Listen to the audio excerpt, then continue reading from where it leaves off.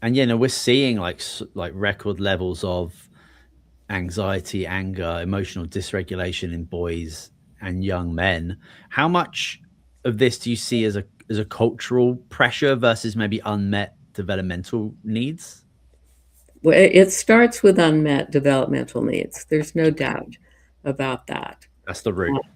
That's the root cause, right? And the more that we educate adults on how important it is to give boys access to the full range of emotions, the better off we will be.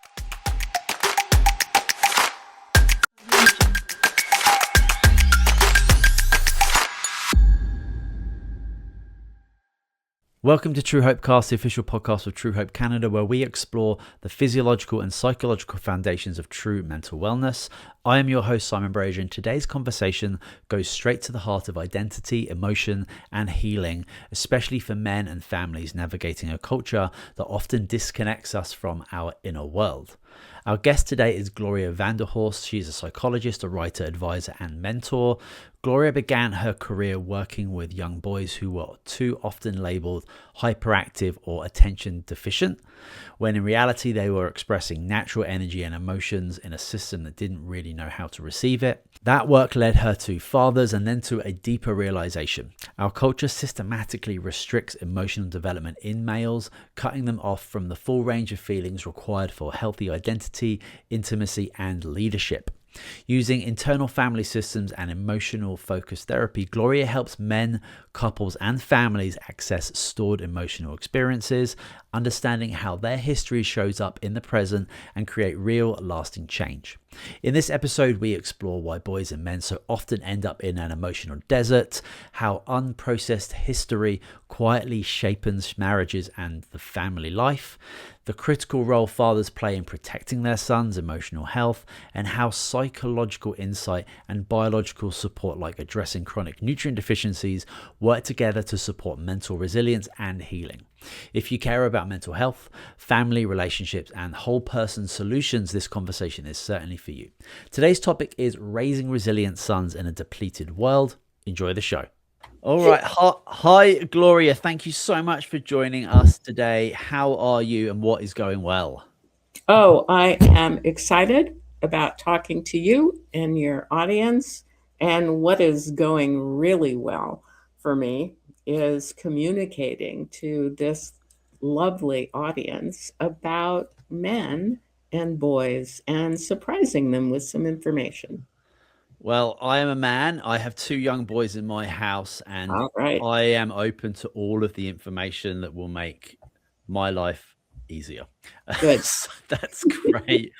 We're going to be discussing raising resilient sons in a depleted world. That's the topic I've come up with today. Just looking Mhm. at your bio, looking at your books, looking at that, and reflecting how can we combine our understanding and create a really good show for people to listen to. But before we jump into that topic, would you mind telling us a little bit more about who you are and what it is that you do?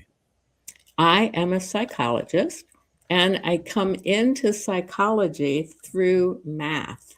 I loved math as a kid and I was really good at it. And so when I went to college, I wanted to be a math teacher. And I also challenged myself to finish college in 3 years instead of four and to finish with straight A's. So I was on track to meet that goal when I ran into calculus 2. We had a teacher straight out of Harvard. She faced the blackboard, never turned around and talked to the class. Hmm. Wrote with her right hand, erased with her left. All right, obviously, everyone is lost, struggling to learn calculus 2 on their own. I got a D, and I was thrilled. I didn't have to take it again. Oh, wow. And then I immediately switched my major and my minor. And it's just one of those experiences in life where, you hit a roadblock, you hit a wall, but it's there for a reason. And I know now that that was a very positive right-hand turn. I belonged in psychology. That was my minor. And I've thrived in psychology, loved everything that I've done, from teaching to doing individual work to actually communicating with a larger audience through meeting with you. So I'm thrilled to be here. Wonderful. Yeah, it's very hard for me to put myself in the mindset of loving math to the point where I want to be a math teacher. The only reason I'm half decent at math is from playing darts Oh, yes. and Yeah. being able to subtract quickly large-ish numbers. Right. But apart from a pub and a dartboard setting, yeah, math doesn't, I don't have the same love for math as you do. I obviously Well, recognize it's important, but you've Well, applied it for something very entertaining. I think so. Absolutely. Yeah. And That's it's good. how my sons learn to subtract as well. So we'll see how that goes.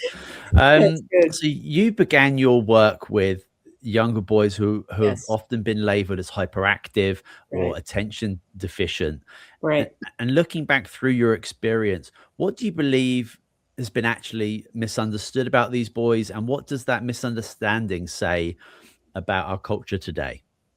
So the clear misunderstanding is really based on a dynamic. And the dynamic is that most preschools are run by women, and boys and girls attend preschools, and women have an affinity for little girls. They understand the thinking and the processing of little girls. They really don't understand the thinking and the emotionality of little boys. Hmm. So little girls will sit in the circle, listen to the story, fold their hands nicely, keep them in their lap. Little boys will be elbowing somebody, pushing somebody. They'll want to get up and move around. They Mhm. don't want to just sit quietly in one place. I say if we put trees in preschools, boys will be very happy. Interesting. Yeah, so I was a preschool teacher in Sweden for 7 Oh, years, fabulous. and it was honestly like it's the most favorite job I ever got to do because I would go to work and there were 20 kids in this class that just were literally in love with me, like Mhm. fighting to sit on my lap during circle time, and I Absolutely. I understand and recognize that difference between the girls and the boys because I would struggle to perhaps like connect with some of the girls. Mhm. Um, but what we did clearly see, and what was an actual policy of this English speaking preschool I worked at in Sweden, was that the teachers there had to be boy teachers and there had to be girl teachers in Fabulous. every single class. And generally there was 3 to 4 teachers, and it would always be a 50-50 split. That And is marvelous, and that is so important. I have a quick little story about a male teacher in preschool for my granddaughter. And they one day were doing finger paints, right? And my granddaughter is doing finger paints on the paper, and then she decides to travel out onto the table. And so she's putting color on the table, and then she travels down the table leg. Fortunately, she had a male teacher, and the male teacher just took out his phone and recorded her doing this. If she had had a female teacher, she would have been stopped. mm, The female would have said, keep it on the paper, right? Paint's not supposed to be on the table. So there's a huge difference between male and female teachers. So I'm thrilled to mm, hear that you had this experience and that children yeah. benefited from that experience. Yeah, I think it only makes sense that, I mean, from the outside looking in, that might seem like a very progressive idea, but it just, it shouldn't really be. It should make a lot of sense that Mhm. that's ideally what children require in a nurturing, so, like we have mums and dads, there's a very clear Mhm. reason that we've evolved to have that influence on our kids. And yeah, it's I live in Canada in BC, and there's barely any male Right. teachers, especially in a Right. preschool setting. Like it doesn't really exist. Yeah, truly. Um, so yeah, it's very it's just interesting that's actually a topic of conversation. And it makes a lot of sense that we need both of those influences. Um, and I love to talk about like the modern idea of masculinity as well, because it all comes from birth, like the influences that we have on our kids, and Truly. you can't underestimate the influence that preschool has, that school has, Mm, considering that our kids are spending what 8, 16, 24, like 40 plus right. hours. Some kids, Right. some of the kids at my kids daycare are there from 7 to 5, like every single day, and That's right. that's just the way it has to be for some parents and some families. Mhm. No Right. judgment there, but it's a monstrous influence. It's That powerful. And one of the big things I really wanted to focus on when became a dad was that it's so important that I am conscious of the other adults in my kids' lives, whether Mhm. that's their friends' parents, even my family members, like grandparents Mhm. who are looking after. Like I need to make sure Right. that I can trust those individuals to take care of my kids essentially, but also have those Right. positive influences and the beliefs that I have. Like that's a really, really important part. So I know through your work, you've described modern masculinity as an emotional desert. Mhm. And what are the earliest moments you think in maybe, let's say, a boy's development where you see emotional restrictions begin? And how does that shape the man that they inevitably become? It's a great question because the emotional restriction begins in infancy. And this is a shocker for Mm, most people. The truth is that men come into the world, boys come into the world with a broader range of emotional expression than girls have. So I'm going to say that again.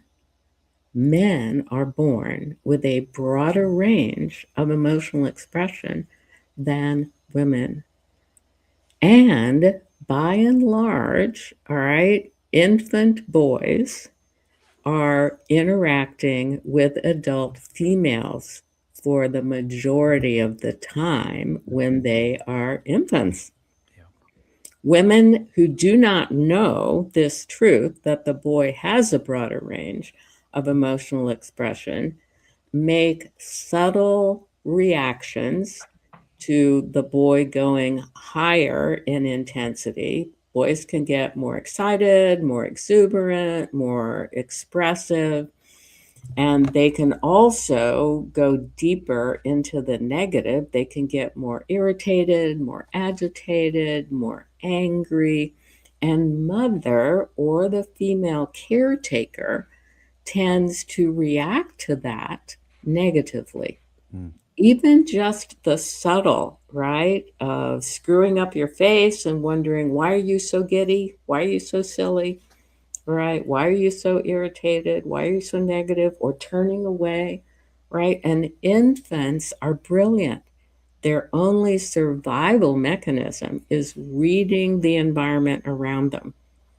I tell people if you want to start a business and you would like to find a partner or two, rent an infant and pass this infant around the room. Infants read people perfectly. So in someone's lap, the infant is going to be cooing and happy, making good eye contact. Somebody else's lap, the infant's going to start to fidget a little bit. In someone else's lap, the infant will actually start to cry. mm. Nothing wrong with the infant. The infant has just read the room perfectly and told you this person is safe, this one's iffy, and that one's dangerous.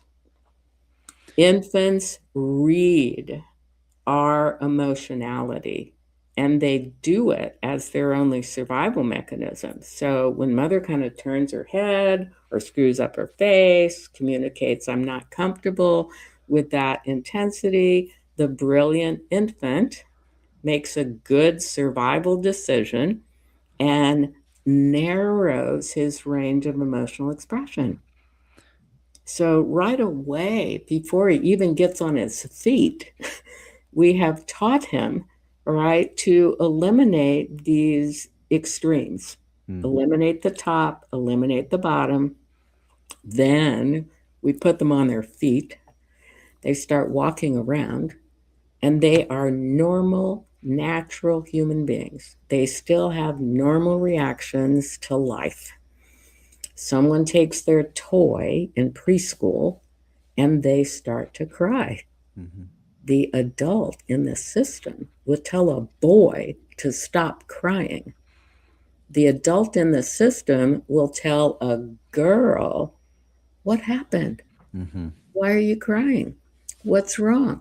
All right? They'll be curious about the girl and uncomfortable with the boy's expression of sadness.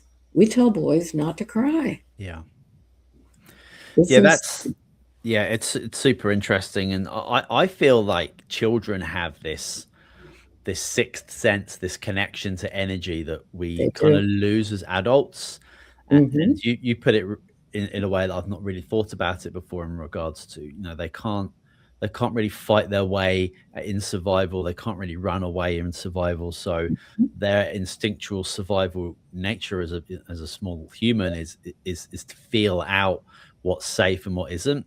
That's right. And everything at the end of the day is energy, whether that's light Hmm. or food or Hmm. emotions. All of this is on a frequency. That's you know right. I know people as adults that are without question like more sensitive to light, or to the Hmm. EMFs that we have. Like Right. some people are Right. more connected to those, as like let's just say they have a stronger antenna or a more sensitive antenna. Hmm. And it makes a lot of sense the way you put it there, that young kids are using um, that extra sense in Hmm. in their lives. And as adults, we've kind of been programmed out of that. Do you think that as adults we've lost that sixth sense, or is it just a normal evolutionary part of becoming an adult, that we don't require that safety mechanism anymore, and therefore we Oh, no, we no, don't no, use no, it? no. We still require that. We still need that. Mm, It's not accessible to men. It still exists. Your brain does not lose anything. yeah. It's an incredible storehouse.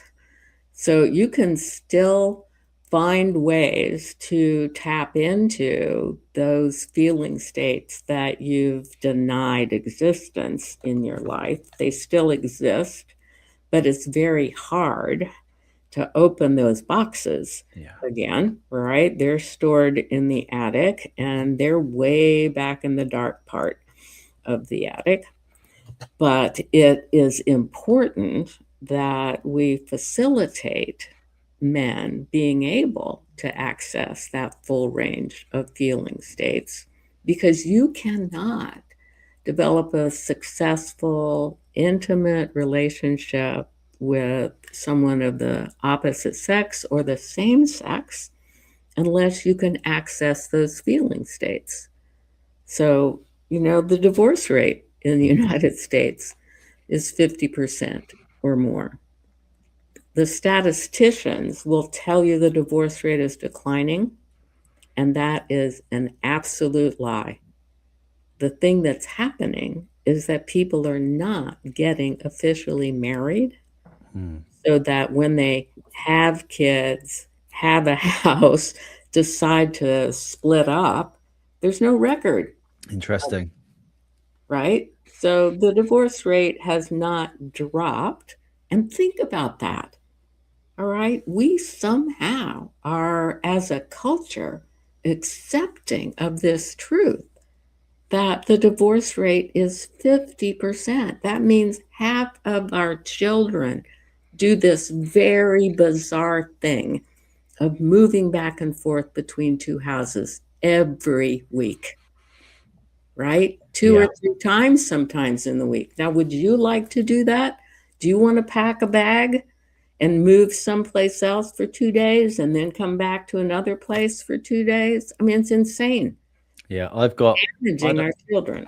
yeah, I don't have a lot of examples from my childhood from like divorced parents of friends of mine, but there are a couple of examples, and they're not they've definitely got stuff in their adulthood that is, from trauma from those situations, without question.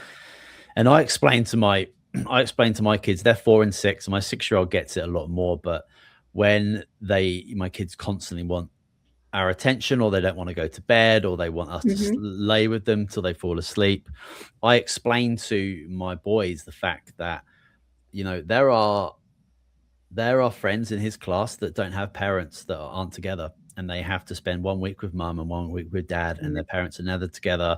And I explain that there's probably the reason that that happened is because the parents, at some way down the line, couldn't connect anymore. They couldn't communicate. They couldn't Right. relate with each other. They probably didn't have enough time together. Life, stress, divorce. Mhm. And I explained to my boys that it's very important that I am your father, and I am your brother's father, and I'm a husband. I have all these individual roles that I have to work on.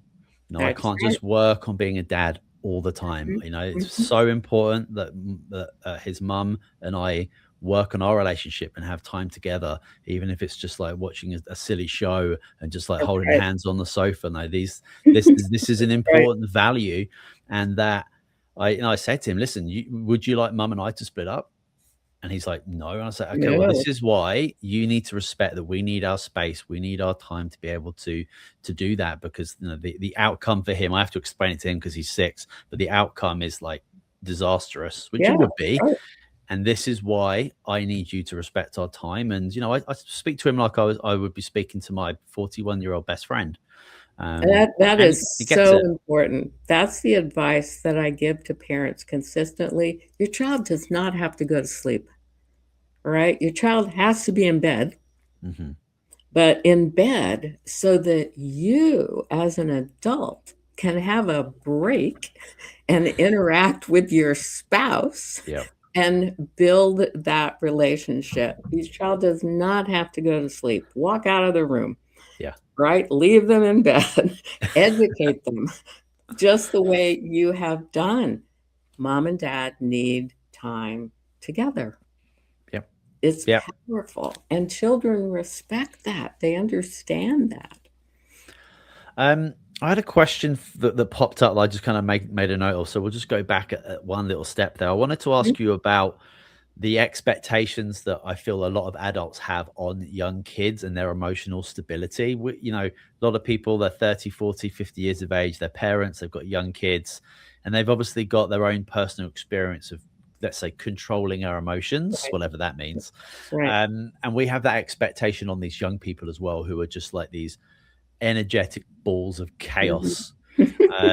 And we have this wild expectation that they should have the 40 years of experience of emotional Right. stability like we do. Like, what would you say to like parents like that? Because I think that happens a lot. I would tell parents to remember that emotions are natural Mm, and they are important. So you want to attend to them. You don't want to dismiss any of them. Right? You also don't want to, inflate them, right? You don't want to encourage your kid to inflate their emotionality, but you want to take their emotional expression seriously. And that means if they're sad, they need attention. If they're silly, they need attention, yeah, right? If they're excited, they need attention. They're sponges, yeah. right? They need attention in order to build a strong sense of themselves. So, do they need you to invest an hour paying attention? Not necessarily, maybe once in a while, Mhm. but they cannot be dismissed. If you dismiss a child's feeling states, tell them to stop crying, for example, which is so classic for Yeah, little boys. If you tell them to stop crying, right, you have created emotional damage that will indeed have a long term impact.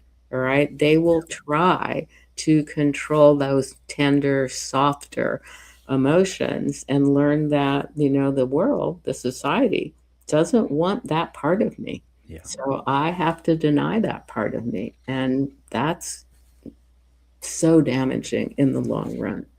Yeah, that can be. I'm 100% guilty of saying that to my boys, and when I reflect and look back on it, it's certainly in times when I am in like a high stress, when I'm just like I'm the end of my rope. I'm tired. I'm depleted. I probably haven't eaten enough food. Mm-hmm. All these things come into it, but then there's the majority of the time when I have taken care of all of those extra things that gives me the ability to parent better, then I'm all for like sitting there and being in the moment with my kids to express whatever emotions they have to do that. So I recognize the struggle as parents in 2026, and it can be difficult to always match your kids' needs and requirements because it can seem like a constant It can seem overwhelming. 30 hour a day a Mm-hmm. job. It's like it's beyond our capacity sometimes, but so I have a lot of sympathy for that. But I think there's a lot of work we can do as individuals. There's so Yeah, but many. legitimizing that feeling is very important. It Yeah. doesn't mean you have to stop the world, get off, and pay intense attention Mhm. to it. You do have to legitimize it. And if you don't have the bandwidth to attend to it at that point, you do have to make an Yeah. appointment with yourself Yeah. to go back to that child, right, and be interested in what that emotion was, obviously explaining why you couldn't attend to it at that moment, but it's still important. It has value for you and it has value for the child. So you do want to always give some form of attention Mhm. to the child's emotional state. Yeah, if I ever really want my kid to do something, I'd get down like eye level and hold his hand and just like Mhm. talk to him. And like my success rate with that is like remarkable, rather than I'm trying to brush my teeth and I'm shouting from the other room for him to do something. It's like I wouldn't Right, listen to I wouldn't listen to anybody if they were shouting at me from another room. right. Yeah. So yeah, Mhm. it makes a lot of sense. And yeah, it's Yep. try and stay in the moment and understand. Great Yeah. example. Yeah. So many men enter therapy because of relationship breakdown rather than emotional awareness. From Mhm. your perspective, why do husbands so often disappoint, and what is usually happening, beneath the surface of things? Yeah, the thing that really is happening is that the male is not in touch with his own feeling states because we've socialized him to deny them, to ignore them, to see them as weakness, to see them as feminine, right? So we've socialized men to avoid going deeper. Hmm. They can go deeper. Um, they need help to do that, right? Either through educating themselves by reading and challenging themselves to be more interested in what their emotional reactions are, or by working with someone like a therapist. Yeah.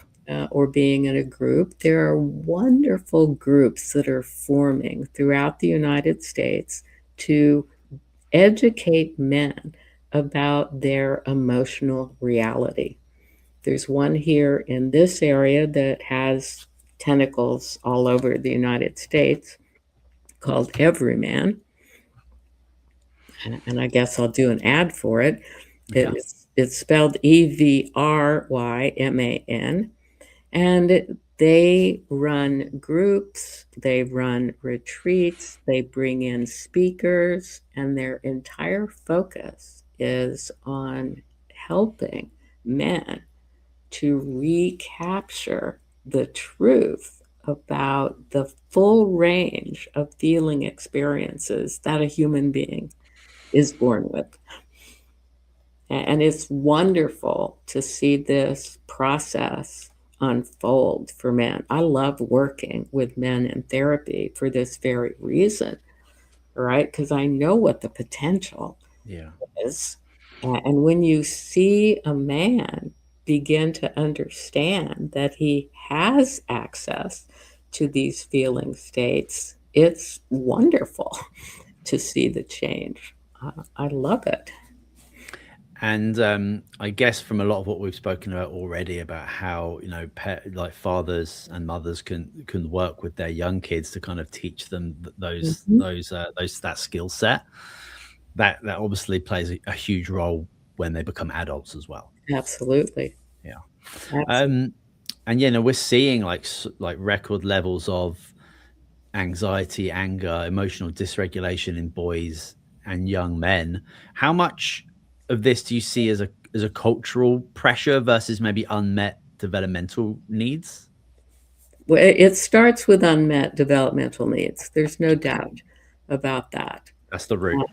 That's the root cause, right? And the more that we educate adults on how important it is to give boys access to the full range of emotions, the better off we will be. And I would Mm, say that education is happening in part throughout the United States because teenage boys in today's culture have more interest and curiosity about how other people are feeling.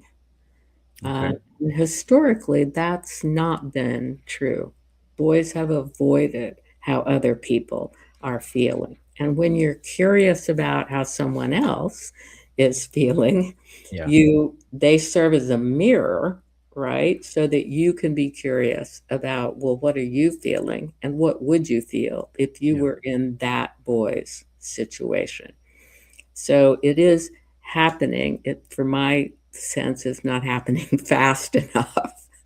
I want things to go faster and to go in a more supportive way. All right, boys are struggling on their own to figure out how do I gain access to the full range of feeling states. I wish the educational system, for example, were doing what you described as your preschool Mm. teaching experience and making sure that men and women are available to young children and continuing that throughout the rest of their education and actually bringing the truth into education that boys need access to the full range of feeling states just as well as girls do. That'll bring down the divorce rate, and that will stop our jails from being filled with men.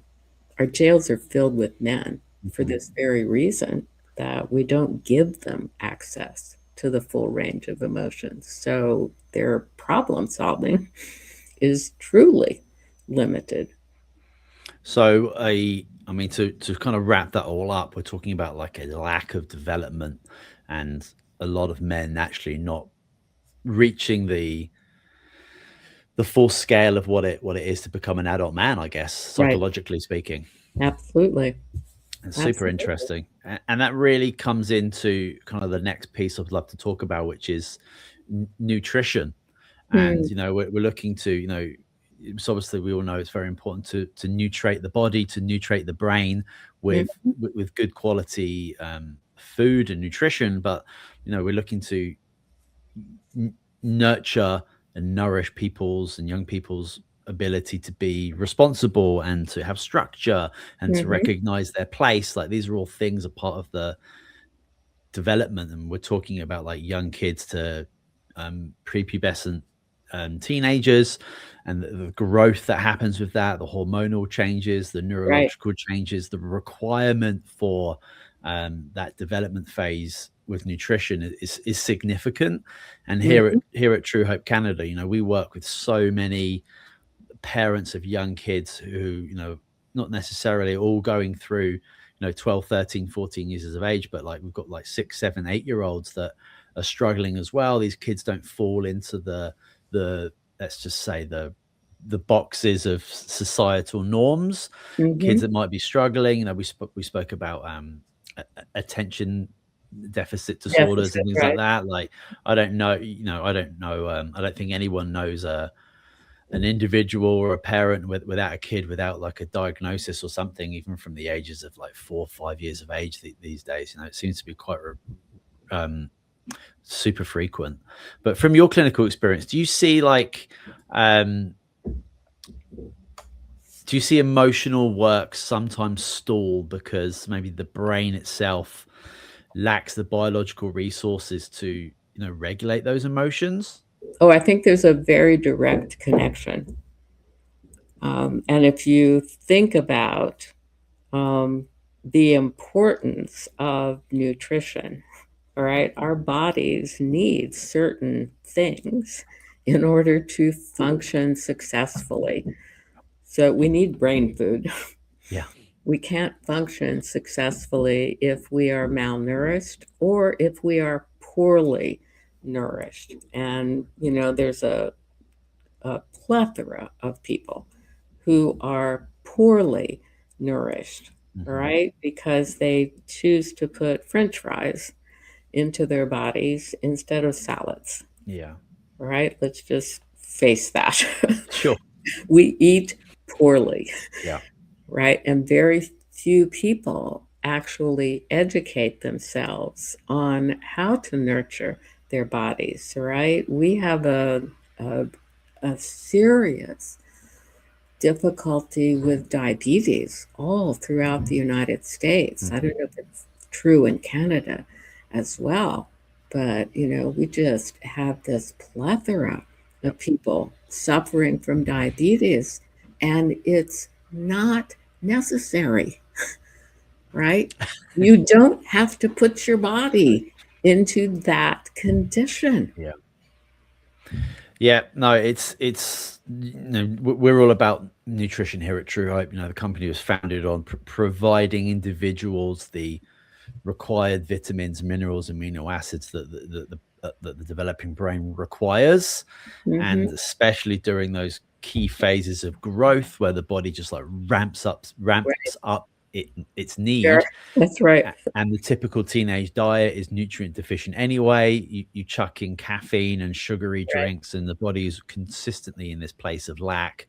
Hmm. And I would argue that even if you were to get 95% of your the nutrition from your into your kids from, let's say, good quality sources, Hmm. the fact is our soil was so unbelievably deficient in all of these key nutrients anyway, meaning the plants that grow are super Right. nutrient deficient as well. And we've known this from the 30s with like really, really Hmm. big reports, primarily coming out of the US, that our food was like 99% deficient in the majority of everything like nearly 100 years ago.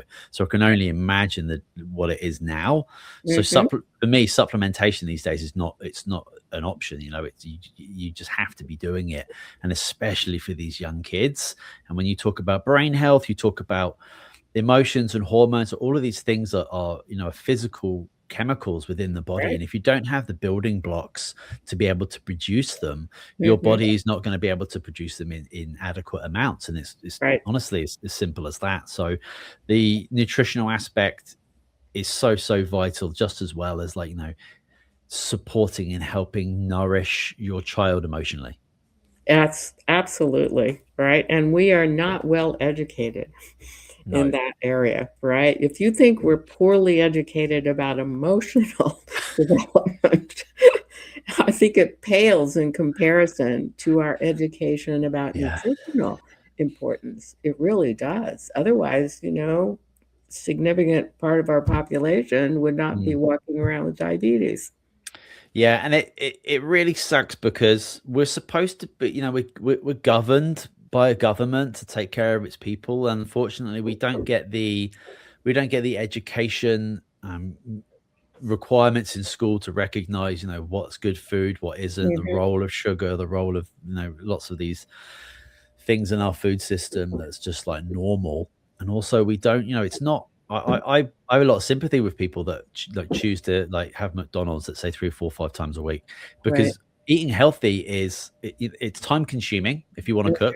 A lot of Mhm. people don't have the time. They work 50, 60 hours a week Right. to get food on the table. And then also like good quality, healthy, organic food is like so unbelievably expensive. So It's like you expensive. are pushed Right. into an economic situation, into a funnel where, if you just want to get any calories into your kids, into your family, Mhm. you're kind of thrown into that requirement. So yeah, I can't remember the last time I saw a government ad for carrots or vegetables or fruits, we don't really see it. And I think that's just been like so many things over the last 50, 60 years. It's kind of just been pushed aside as something that the parents and the people would just like sort out. It's not important to, Mhm. make sure that our young people and our adults and we're subsidizing the right industries to make sure that we've got plenty of these things that the people can, take care of themselves nutritionally. Like, unfortunately, we have to do as individuals, as citizens, we have to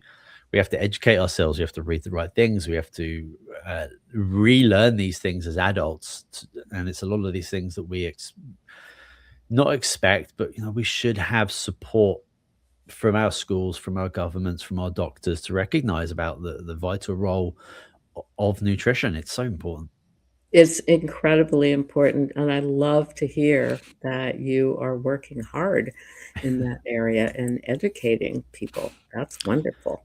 Yeah, we have lots of conversations here at True Hope with trying to help people recognize that so our primary product here is called Empower Plus. It's a combination of 37 ingredients, primarily minerals, vitamins, and amino acids.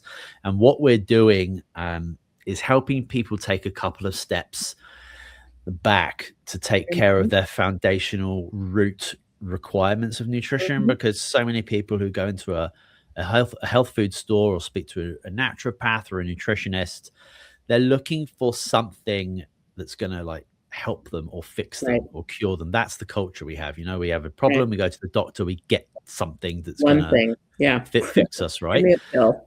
Yeah, exactly. And it's the same with natural health. You go into a health food store, you need something for sleep, they're going to give you Mhm. melatonin, they're going to give you GABA, L-theanine, these like one ingredient things Right, which can be beneficial, right, but at the end of the day, our philosophy here at True Hope is we want you to be able to make these things. We want right, you to be able to make melatonin. We want you to be able to make serotonin and right. dopamine.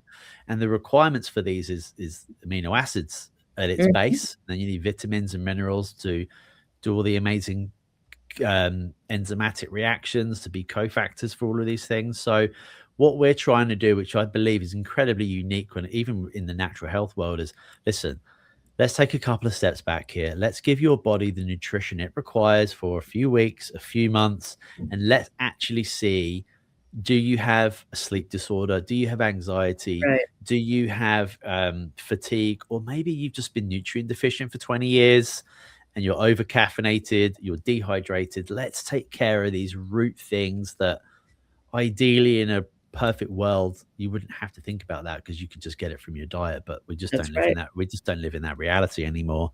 So we're looking to like help people take a few steps back, take care of their foundations, and then what we find 99 times out of 100 is that people are nutrient deficient, and once we get this product into them, they're able to start thinking about the other things that are so important for mental health and well-being, which is like exercising, cooking food, being part of their community. Really gives people the ability to get back once you take care of those foundations.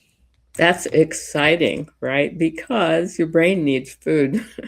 Sure It does. needs it needs really good food in order to function. So that's Yeah, very exciting. you got it. And I'd love to ask you about what you see in regards to, as a psychologist, in regards to like long-term nutrient deficiencies and its connection to a lot of the things that young men experience. So yeah, as a psychologist, how do you view the role of long-term nutritional deficiencies in things like mood regulation, impulse control, emotional resilience, especially as grown boys? Well, one of the things that happens for men because they don't have access to the full range of emotions is that they numb themselves out, right? And they Mm, numb themselves out with alcohol, quite popular. yeah, They numb themselves out with drugs, and they numb themselves out with the television. yeah, Right? Those are the 3 things that you will find if you look closely at the male population and ask, what are they doing with the time that they're not working? yeah, Right? They're drinking, they're watching television, all right? They are completely damaging their brains Yeah. by shutting them down and just numbing them out. And it's no wonder then that they get into conflicts with their family members, that the divorce rate increases, that they're not accessible to their children. So there's a clear interface and interaction between what you put in your body and what you can actually accomplish in terms of relationship with other people. So it's critical Yeah. that we pay attention to this. Yeah, I love your use of full range of emotions, and I'm kind of going to steal that a little bit in regards to, a lot of young people, a lot of people that aren't getting their full range of nutrition. That's right. And there's Right. going to be down the road, without question, issues that come up for that. It's Right. just it's There's a just absolutely consequence. inevitable. Right. Mm-hmm. Yeah. Yep. There's a consequence. In regards to like integrating a lot of what you've spoken about and maybe creating some hope for people, for parents listening who might be worried about raising emotionally healthy sons in a chaotic, depleted, kind of scary world sometimes, what are one or two foundational things they can get started with today? They can educate themselves, right? You cannot show a person down a path unless you've traveled it yourself, Mhm. right? So if you want to be a guide for your children, then take your own emotional health seriously, right? The reason that I've written a couple of journal books is to help adults dive into their emotional histories as well as their emotions in the present and surface their own feeling states. So they build a vocabulary of being able to talk Mhm. about their own feelings and being able to experience their own feelings instead of shoving them aside, denying them, suppressing them. We want to raise the consciousness of adults, both men and women, that they have a broad range of feeling experiences. I've put on my website a list of feeling words that anybody can access. Just go to my website and download this list of feelings. I think it's 3 or 4 pages, 3 or 4 columns of feeling words.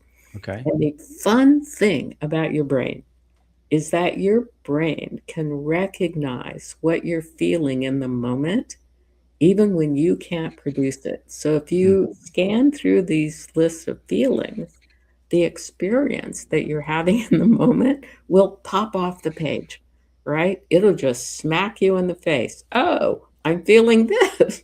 And then suddenly you can have a conversation about feeling demoralized, right? Which is probably a word you wouldn't have generated on Mhm. your own, right? You would have Yeah. said, I'm feeling angry if you're a male. Yeah. You would have said, I'm feeling depressed if you're a female, but there's a big difference between those and demoralized.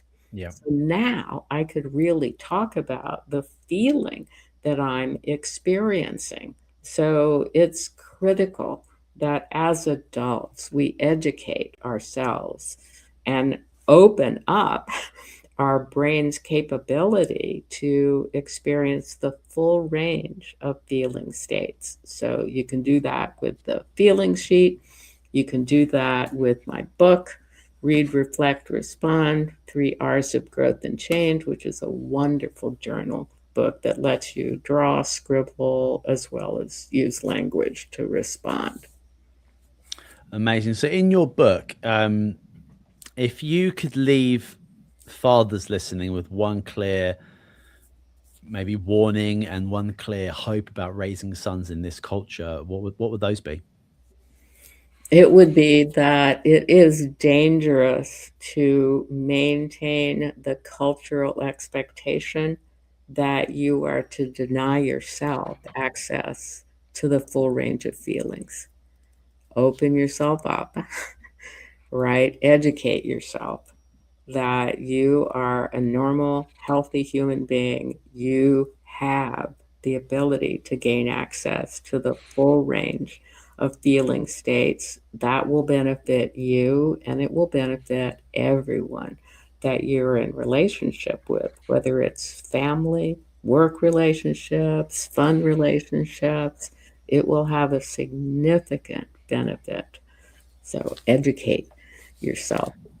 I think just on that topic of education, because if we had this conversation 30 or maybe even 10 years ago, Mm-hmm. you would have to, sign up for courses in person. You would have to go to the library. You might even have to do Right, university courses to learn this type of right. information. But we live in a world of podcasts now where you Yeah, can go for a walk and you can have access to that's some of right. the smartest, most educated individuals on the planet. We really do live Right. in a time where accessibility to the best possible information, or like a broad spectrum of um, opinions, I guess. Right. But I really find it valuable, just for me in my life, to have a few individuals that I recognize to be type of like mentor type individuals. That I've never met these people, but Mm-hmm. I love the way that they talk. I love the way that they hold themselves. I love their confidence. And I think that having role models, even as a 41-year-old man, I think is really, really important as like kind of an example, as Mm-hmm. something to um, continue to learn from, to question things that come up for me. And I love my ability now, as to say, as a 40-year-old, because as a 30-year-old and a 20-year-old especially, I did not have the skill set of being happy to be wrong, Mm-hmm. or recognizing that I don't know everything, and have that's a really big skill set. And also being able to ask for help, Right. like, and support, Mm. like, without question, the most incredible question you could ask somebody is for help and support Right. with something.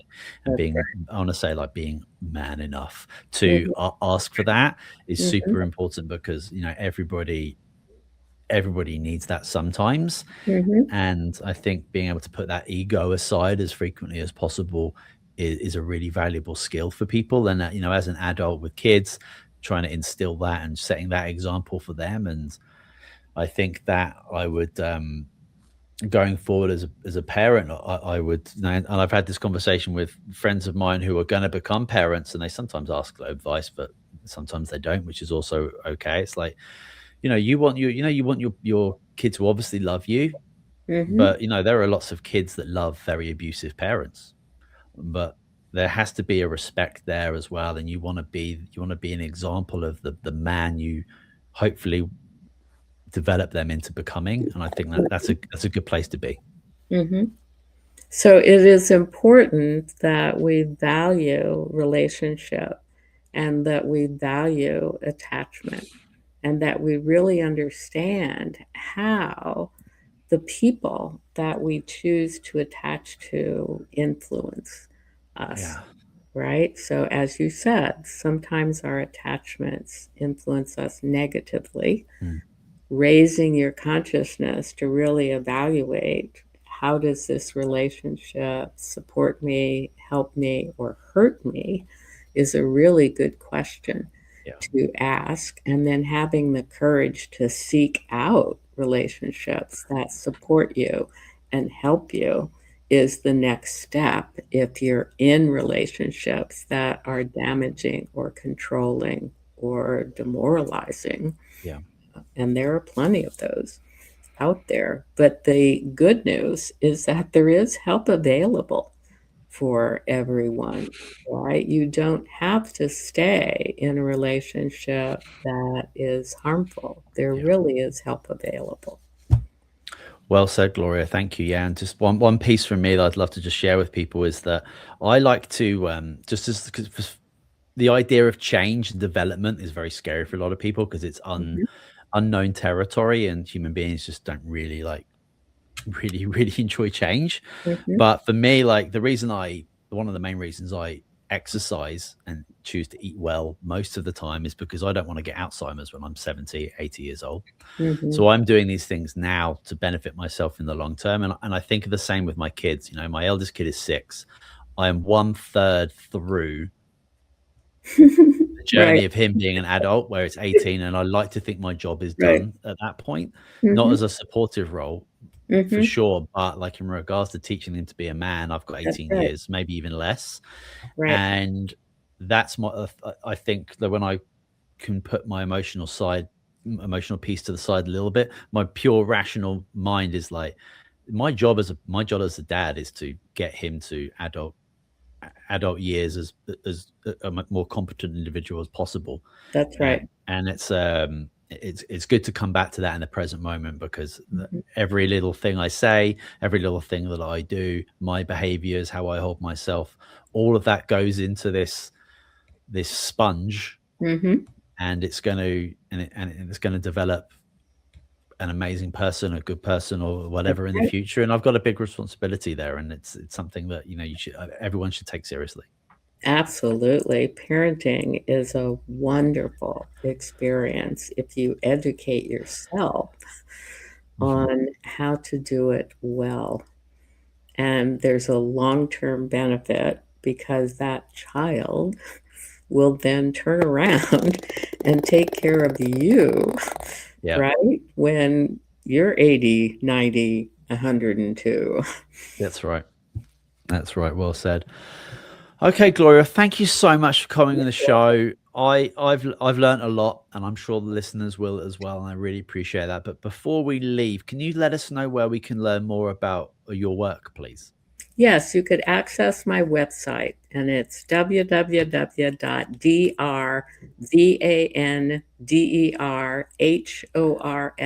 www.drvanderhorst.com. So it's Amazing. www.drvanderhorst.com. You'll find all kinds of resources there. You can make an appointment with me, but you can also download the feeling sheet. You'll find explanations of the excellent approaches to working with adults. You'll find resources and books, things that you can tap into. It's a great resource. So go there and explore.